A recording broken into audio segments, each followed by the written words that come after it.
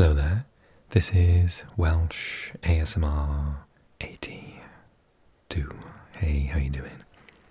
So, we're here today to talk about the Europa Conference League final between Fiorentina and West Ham United. We're going to look at the match itself.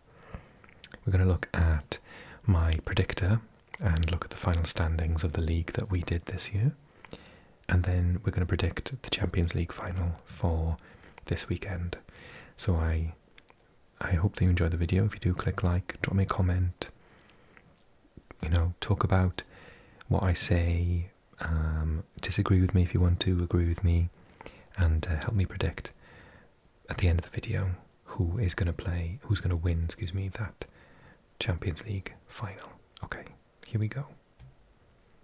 Okay, so first and foremost, my internal prediction that the three Italian teams competing in the three European Championships finals this year are all going to lose, which is a bummer for me because I watch Italian football every single week. Roma is my team, and they lost already against Sevilla in the Europa League final. I did a video on that last week. I predicted the outcome of this. We'll take a look at that first, and then we'll talk about the actual match itself. And I'm also going to talk about my predictions for the Man City match against Inter later on in this video. So, of course, this is supposed to be a relaxing video, which is an ASMR video, which is why I'm going to sometimes whisper and talk quietly. I do hope you enjoy the video. I don't think you will enjoy talking about it or listening about it if you're a Fiorentina fan, or maybe more largely if you're an Italian fan, because it's going all a bit wrong, I'm afraid.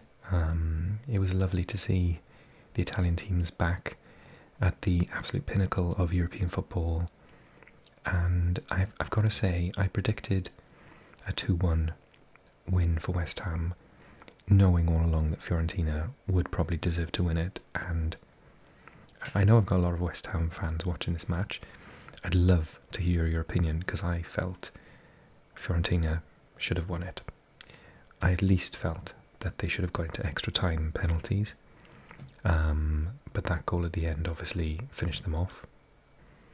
And I would be really interested to hear, because I think the West Ham fans that I know would be really honest about their team's performance. Fiorentina reminded me a little bit of my team, Swansea, and the fact that they were passing it around. They didn't really have a cutting edge. They did get the ball in the back of the net at the end of the first half, and again, just after West Ham scored, dodgy penalty. In the studio when I was watching the live broadcast, some said it should have been given. I think probably letter of the law it should have been given, but before VAR, and even at some points during VAR, it wouldn't have been given, and it certainly wasn't intentional. I wonder whether we'll go back to that rule next year about accidental versus intentional, because it was, he was running, his hand moved in the direction his body moves, and you can't run without using your arms. You literally can't. It's impossible for a human being to do that. So it was not intentional at all. By the letter of the law, yes, it was a penalty, but it's a shame for something this important to be won on those decisions. And some people are saying that, all these big matches are coming down to silly penalties, and yeah, I kind of agree. I'm not going to go on a massive anti-VAR rant during this video, because I actually really like it, but the handball rule needs revisions this summer. And we'll see what happens next year. They need some time to get it right.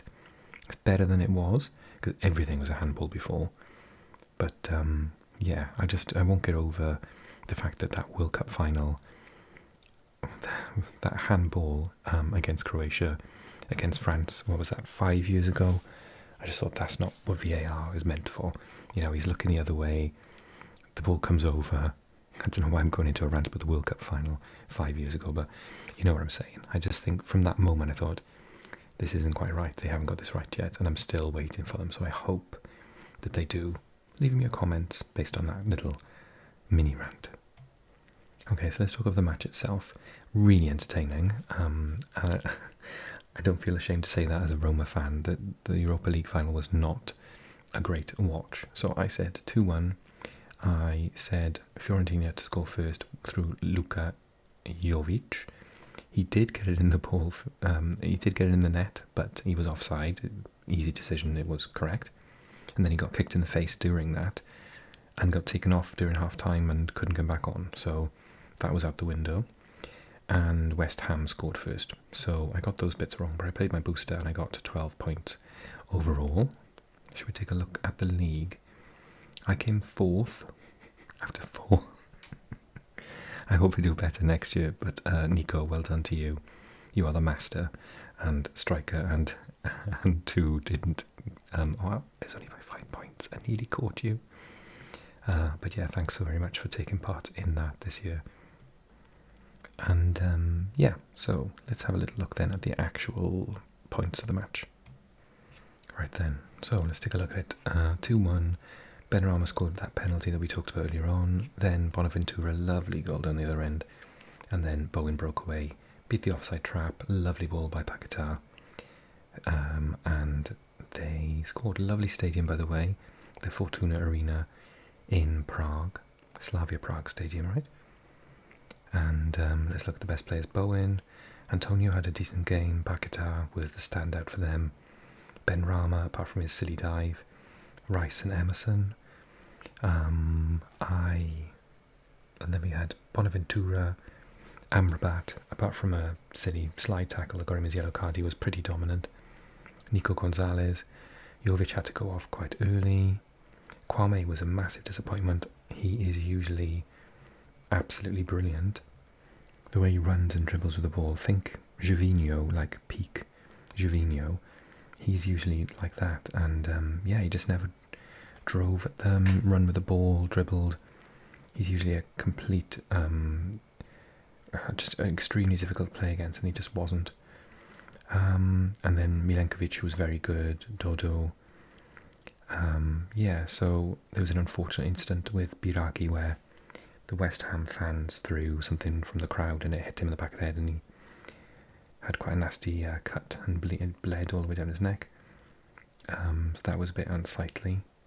Bonaventura, man of the match. Lovely goal from him.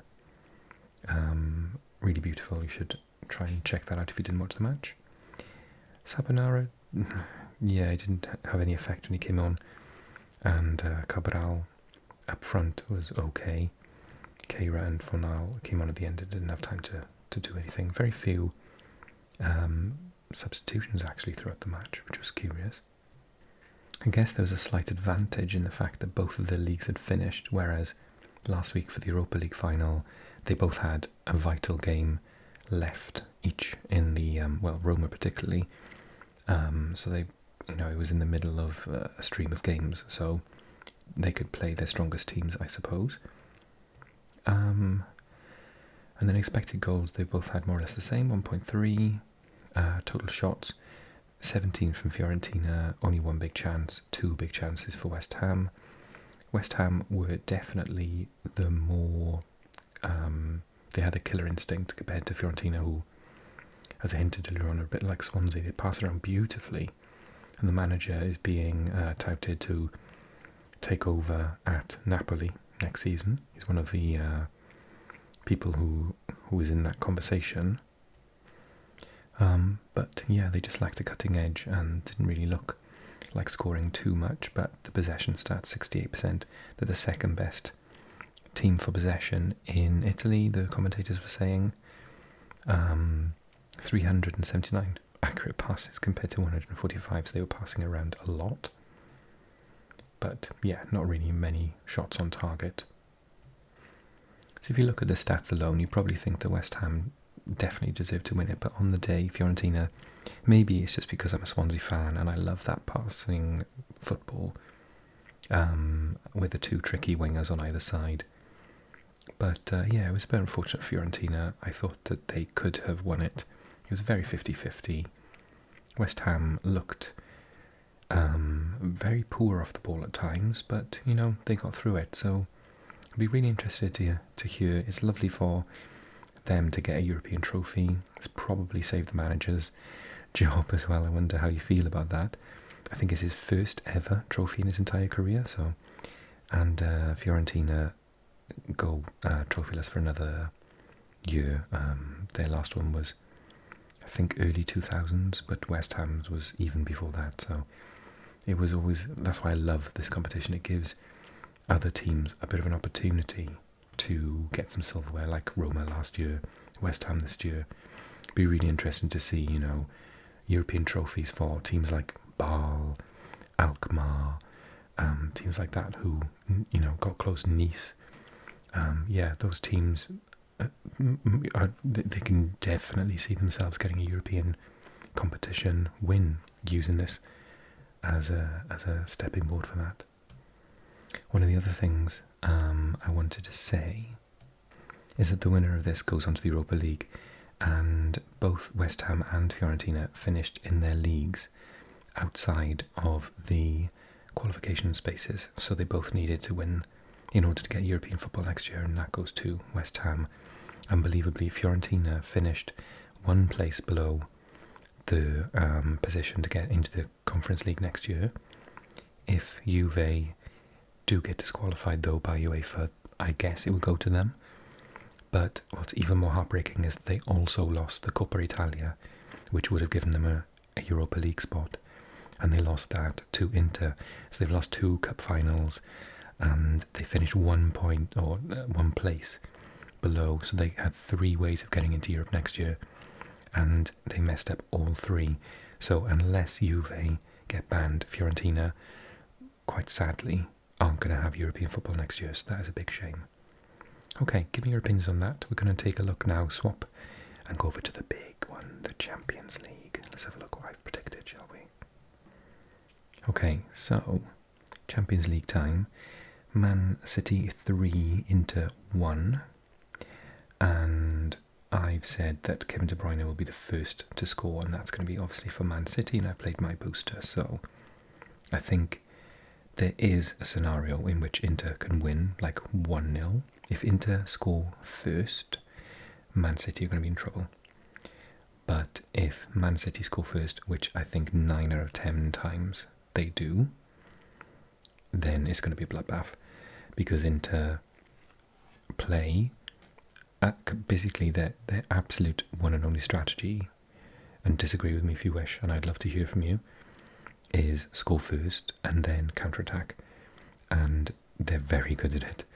And Martinez up front, Lautaro Martinez is fantastic at that, because he's very quick on the break and he's very accurate in his shots as well. It's a perfect combination.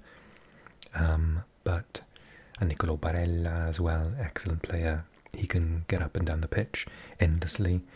He's a complete engine room player. So yeah, I think the strategy is get a goal in front and defend and counter-attack. But if Man City score, like I say, I reckon 9 times out of 10 the scenario is Man City win, probably quite comfortably. There is a 1 in 10 chance that Inter score first, and then Man City are in big trouble, because I've watched Inter a lot this season, and I can't remember, there must have been, but I haven't done any research, but I can't remember anyone beating them that has fallen behind. So it'll be a massive undertaking, but possible. So yeah, that's what I think. I think it's going to be Man City, and I unfortunately think that all 3 Italian clubs are going to lose their finals, but that's just me. What do you think? Drop a comment. And also like and subscribe if this is your first time in finding my channel. We do this all the time. So I hope you enjoyed the video, and I hope everybody else did too. Big hello to my new Patreons who have joined recently, who love videos on this channel. If you are amongst them and you want to join Patreon, the info is in the box below, so take a look at that. Otherwise, thank you so much. I'll see you next week, and we'll talk about this final and just pick it apart a little bit. Have fun, everyone. Take care, and I'll see you soon.